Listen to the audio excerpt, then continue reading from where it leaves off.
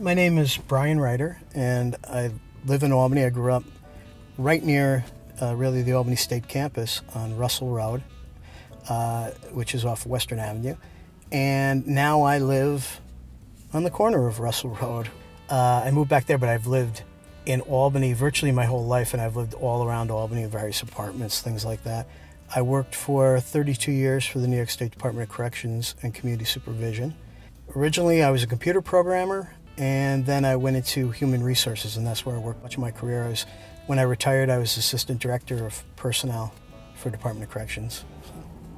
One thing about Albany, most of my really good friends, all of my really good friends, stayed in Albany. We all did. Most of them went to college in Albany, Albany State or Siena or St. Rose. Most of them are married to girls that they met in high school. My wife's name is Mary. She went to Albany State, but I met her. She went to an all-girls Catholic school, Mercy, and I went to VI. And it was strange in that there was a strong connection between Mercy being a Catholic high school and very close to VI. So we went to different high schools together, which I did. I knew all of her friends from high school. She knew all of my friends from high school. And we met when we were sophomores because she had started dating one of my best friends. You know, obviously there was going to be no long-term romance between those two. There certainly was for me.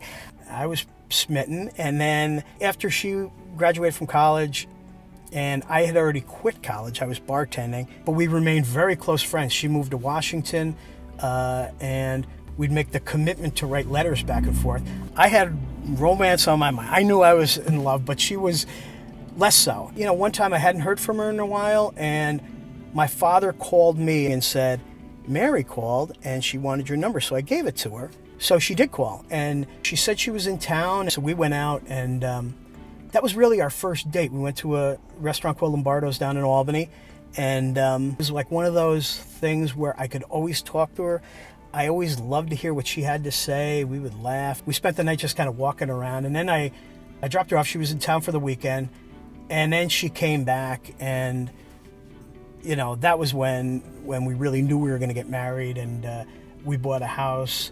Our daughter Katie came. She goes to the same grade school. She goes to St. Catherine's that Mary went to. And then she went to Albany High. She had a great time. She now goes to FIT down in the city.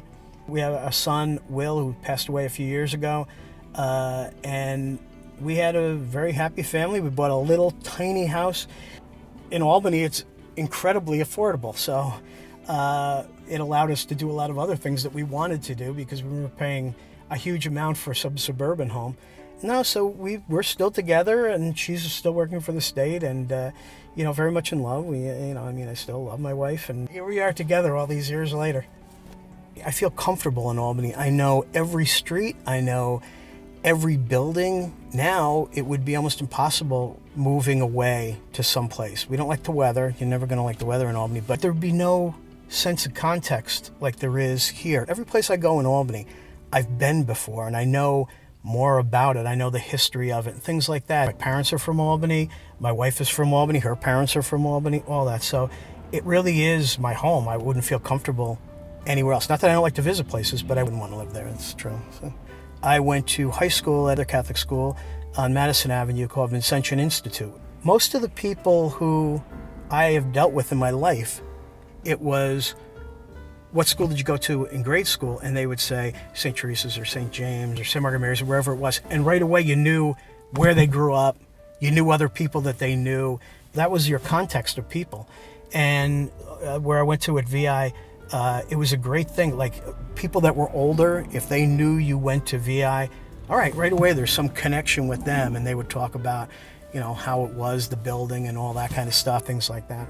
How has the neighborhood changed? Well, obviously where I grew up, we used to play wiffle ball and kickball right in the street where I was.